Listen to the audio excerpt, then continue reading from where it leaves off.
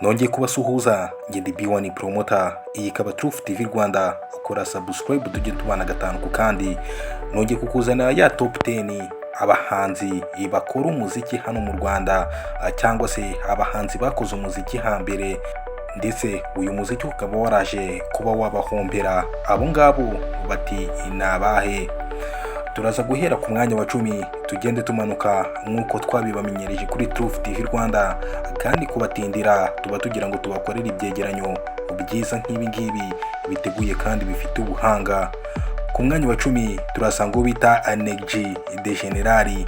Uyu muhanzi ni umwe mu bakomeye cyangwa se mu bakomeye hano mu Rwanda. Yaririmbaga injyana ya cranka, ragatoni, hip hop ndetse n'izindi njyana zigiye zitandukanye. Uyu muhanzi akaba ari umwe mu bashinze itsinda rya UTP Soja mu hagana 2005-2006. Ni umwe mu bahanzi bari bakomeye, ni umwe mu bahanzi bagiriye inama Riderman yo kwinjira mu muziki nyarwanda. Ariko uyu mugabo umuziki waje kumuhombera mu buryo butangaje. Nubwo yari afite impano, ariko bigaragara yuko umuziki wamuhombeye bikomeye cyane. Kandi uyu mugabo ni umwe mu bagerageje gukora umuziki hambere. Urumva yuko muri 2005-2006 uyu mugabo yari ari kwinjira mu muziki nyarwanda. Ku mwanya wa 9 turasanga umwari n'umutegarugori uwo bita Pasi. Uyu mudamukazi, uyu mufasha wa Likriki babyaranye umwana, aza ku mwanya wa 9 w'urutonde rwa TOP10 Rwanda waba umuziki wahombeye. Nubwo muri iyi minsi agerageza kuba yabyura umutwe we gatoya akongera agakora, ariko mu by'ukuri bigaragara ko umuziki Pasi Oda wamuhombeye. Ibi bikagaragazwa n'igihe yatangiriye ndetse n'ibyo yakuye muri uyu muziki.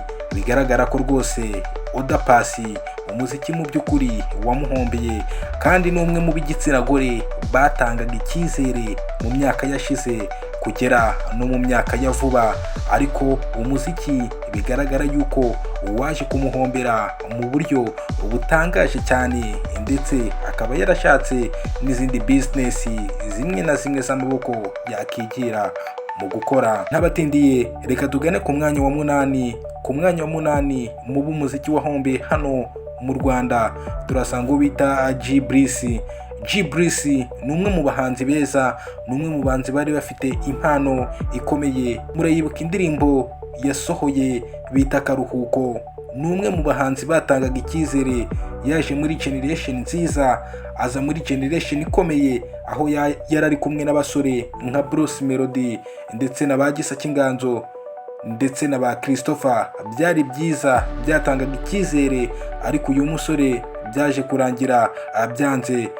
Brice rero ni umwe mu bahanzi beza, bazi kwandika, bazi no gucuranga buriya, ariko mu by'ukuri byaje kurangira byanze.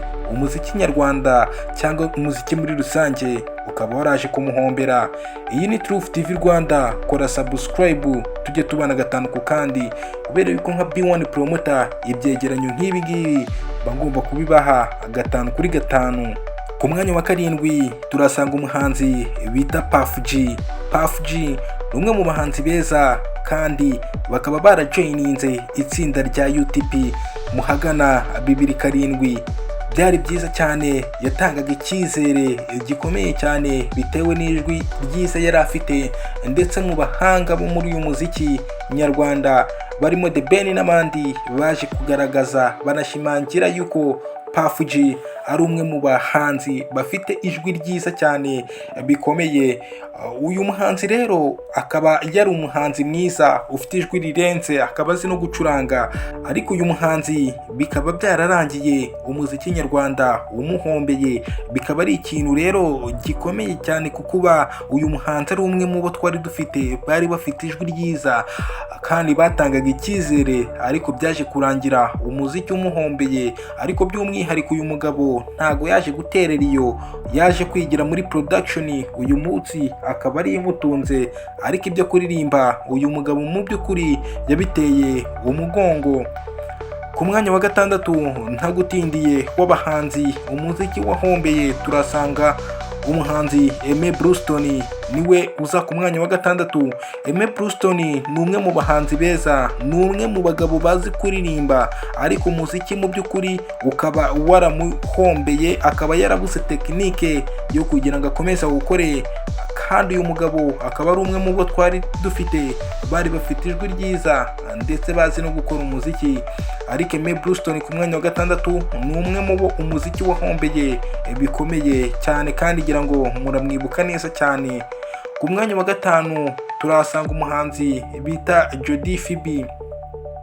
Jody ni umwe mu bahanzi beza b'igitsina gore bari bazamukanye impano ahagana muri za 2012 na 2013 na 4, ariko uyu muhanzi ibye uburyo byaje kurangira ntago twamenye aho impano y'umwana w'umukobwa yaje kurengera. Mu by'ukuri umuziki kuri ubu ngubu ukaba waramuhombeye, akaba yarabaye amateka. Kora subscribe tujye tubana gatanu ku kandi. Nge nkaba B1 promoter, iyi kaba TOP10 Rwanda. Ku mwanya wa kane waba umuziki wahombeye turasanga uwo bita Ama-G The Black. Uyu ni umwe mu bagabo bavugisha ukuri, bakunda gutanga ama interview arimo kuri kwinshi kandi asekeje. Ariko uyu muhanzi Ama-G The Black, nyuma yuko umuziki umuhombeye, bikaba bivugwa neza yuko inzu yari afite i Kanombe yanayigurishije akajya kwiturira mu cyaro, ndetse akaba yarashwanye n'umufasha we. Ariko akaba ari amakuru agenda acicikana mu binyamakuru bigiye bitandukanye, ariko mu by'ukuri twebwe icyatuzinduye kwari ukureba ngo uyu mugabo byamugendekeye gute mu muziki. Ama-G The Black rero bikaba byaragenze gutyo, kuko umuziki ukaba waramuhombeye. Uyu mugabo akaba yaranabyiyemereye, akavuga ati nge nagiye korora ndetse no guhinga, akaba ari byo mbona byanyihera amafaranga naburiye mu muziki. Ku mwanya wa gatatu turasanga uwo bita Queen ni umwe mu bari n'abategarugori bazamutse neza hano mu muziki wo mu Rwanda, bari bafite icyizere ndetse bari banakomeye. Ariko Queen nyuma yo kuduha amahita agiye atandukanye yaje kuburirwa irengero. Uyu mudamu yigira mu zindi business, umuziki nyuma yo kumuhombera aterera iyo ngiyo, aravuga ati ibi ngibi mbivuyemo ndabiretse. Ariko kandi mu by'ukuri muribuka yuko yari afite impano inakomeye cyane. Uyu rero Queen niwe uza ku mwanya wa gatatu waba umuziki wahombeye hano mu Rwanda. Ku mwanya wa kabiri ntabatinde turasanga umuhanzi w'umuraperi bita Bari aka Byose. Uyu mugabo ni umwe mu bagabo bari bakomeye mu njyana ya hip hop nyarwanda, ngira ngo muramwibuka. Buri kimwe cyose yavuze, buri kimwe cyose yakoze, ngira ngo umuziki we yarawumvaga, amahiti yarasohoye.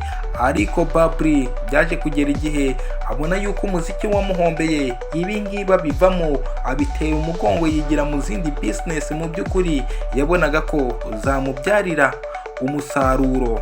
Ku mwanya wa mbere ntagutindiye turasanga umuhanzi bita Gisa Cy'Inganzo.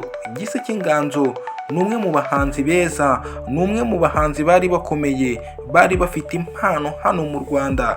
Ariko nanone impano ikaba ntacyo yamumariye, kubera yuko ni umwe mu bahanzi bazamukanye n'uwo bita Bruce Melody na Christopher. Ariko ahangaha yaje kuhita aburirwa irengero nyuma y'igihe gitoya. Bamwe bati Gisa byari ibiyobyabwenge, abandi Gisa ati yabuze management nziza.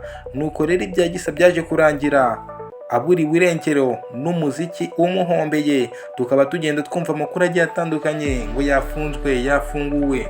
Nibyo ngibyo Gisa yiberamo. Kora subscribe tujye tubana gatanu ku kandi. Nge nari B1 promoter, iyi kaba TOP10 Rwanda. Mwakoze cyane kuntega amatwi no kuma subscribe, like ndetse na share.